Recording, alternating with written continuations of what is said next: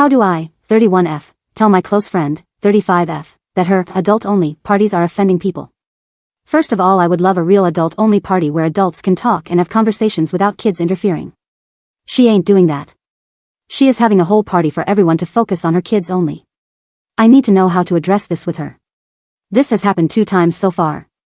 The first time, we pretty much all assumed that she had to have planned for childcare that must have backed out or something, but since we weren't sure, we didn't ask her. I think everyone felt awkward believing they were paying babysitters for an adult night and then having to have her kids at the dinner table, and they very actively part of the evening needing to be entertained, 2 young kids. Then, it happened again. She sent out events for a dinner party in the evening with adults only on the invitation. Then, when we got there, she had set up all these kids' games everywhere. She arranged the night around everyone kind of playing with her kids, and I could tell everyone felt awkward because people just wanted to have an adult night talking, but she had promised the kids that everyone would participate in the games they had set up and asked everyone if they wouldn't mind playing with the kids. I know that several people who attended the last event were very bothered by having to do this. People were whispering on the side about how they had to pay a babysitter for the night and would have rather brought their kid along, and the kids could have just played games together if it's a family event. We barely ever pay a sitter, so I was kind of confused about why I had to spend my very limited babysitter funds on a night that I didn't even get to talk much with other adults because the kids were for sure the center of the evening. She even stopped everyone from gathering around to look at the kids' recent art projects and tell stories and sing. Is this normal in other circles? What would you do if this was your friend? If I do say something, how would you explain this so that the person isn't mad or feels like you just don't like their kid? She was mad because everyone left early and she had catered the event, but I think people didn't want to stay and preferred to just go back to their kids because they felt a little disrespected by the way things went. People are saying they don't want to hang out with her anymore. What to do? Relevant comments. This is the craziest thing I've ever heard. Why is she so intent on the adults forming relationships with her kids and not their children? She doesn't have siblings. I think since the kids call her friends aunts and she wants her kids to be like nieces, for us she wants to help that bond grow. But it would also be good to have our own kids be included. Hope that makes sense. Responds to multiple comments that her friend's behavior is not normal. What is a friend's personality like? I can't explain her entire personality, but I don't think she is actively manipulating because she is a very kind and considerate person in all other ways. It's like she truly isn't realizing that people are bothered. I don't know if it is because she thinks we all love her kids so much that we want to spend quality time with them without our own kids distracting us. We do love her kids. But I prefer to also bring my own kid so they can all play together. I thought she also loved my kid and would want them to be there to play as well. If that's not the case, then I guess the friendship would be over. You explained it perfectly. We are all so shocked and confused. It's like how she thinks this is normal, what is going on in her head and how do I bring it up without knowing her reasons? She was so happy for the gathering and felt it went great at first, before we left early. So it's hard to burst a bubble. But I have some great advice and fully plan on addressing it with her at the right time now. On if her friend feels her children are more prioritized than the other children in the group. She for sure believes that. She gave her kids everyone's numbers and they text and call us from their little kid phones.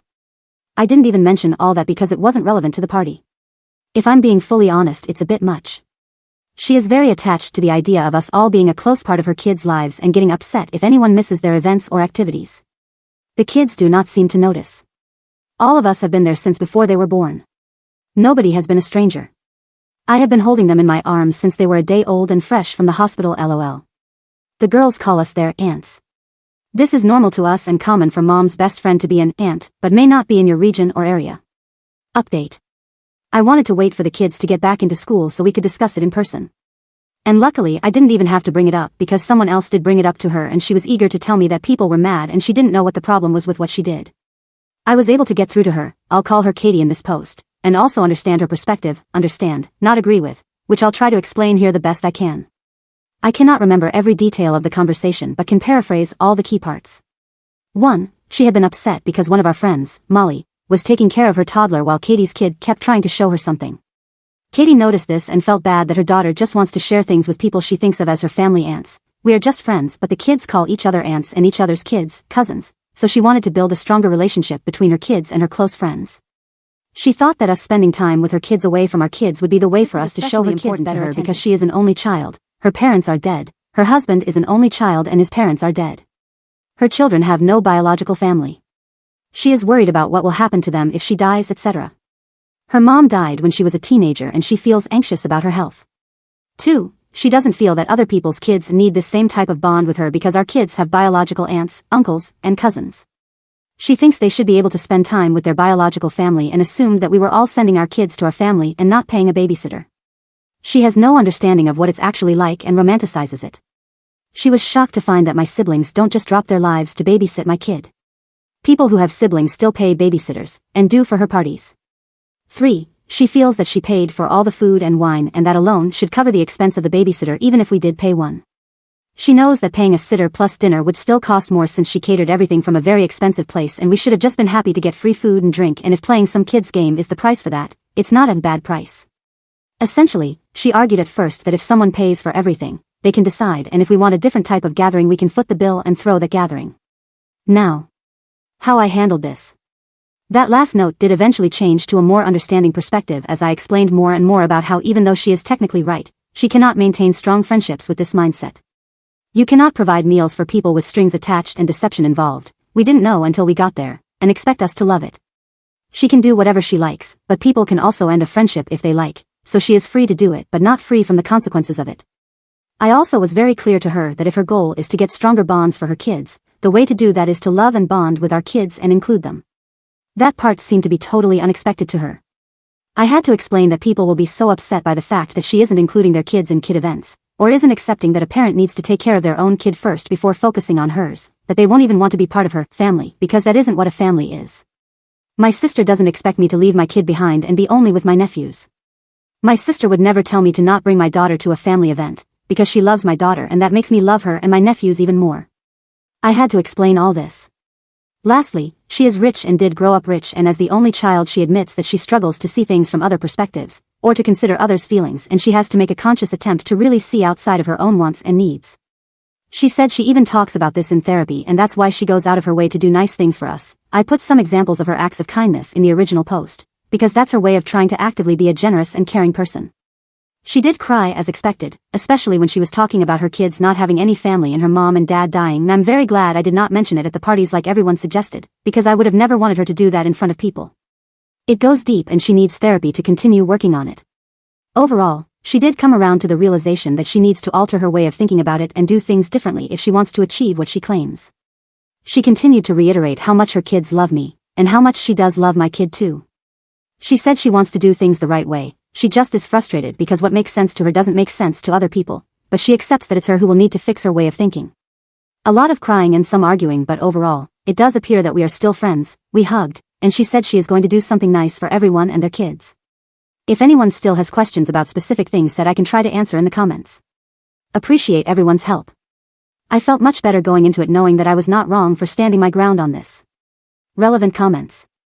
OP on having conversations with her friend about being out of touch with different perspectives for social and mental growths. OP, it seemed genuine to me. And it is not the first time that she has been so out of touch. It's vastly different from how I was raised with 4 siblings in a poor home. I have to stop to consider what her mind is like, and she needs to stop and consider how different her perspective is. I can't fathom being so selfish because I didn't even get my own birthday party growing up. My sister's birthday was close to mine, so we shared a party. LOL, I hope she is serious about doing better, and if not, I can always wish her the best but distance myself. It went as well as I could have hoped. Tough at first but cooled down and became more emotional than an argument. I think she needs to continue therapy about her parents because she is holding on to a lot about her mom dying and her dad just used money to take the place of raising her after she died, then he died too. There are some things that money can't buy, in this case social awareness. OP on if her friend is receiving therapy. OP. She's been in therapy forever, so I'm starting to feel like these people just take her money because She even mentioned that the therapist thought it was a good idea to have her friends get closer to her kids to ease her anxiety about them lacking family. I don't know if she misunderstood the idea. I highly doubt they intended for her to do it the way she's out of touch as well. Yeah, and I'm totally wondering if she misunderstood what they had said for her to do. She may have taken that bit of advice and made up her own way of doing it, which clearly didn't work out. LOL.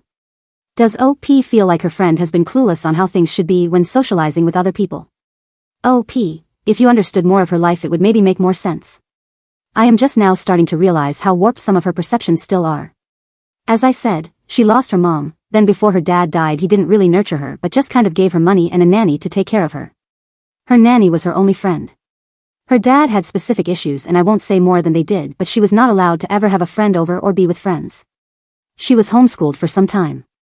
He had different types of beliefs than I would say is typical.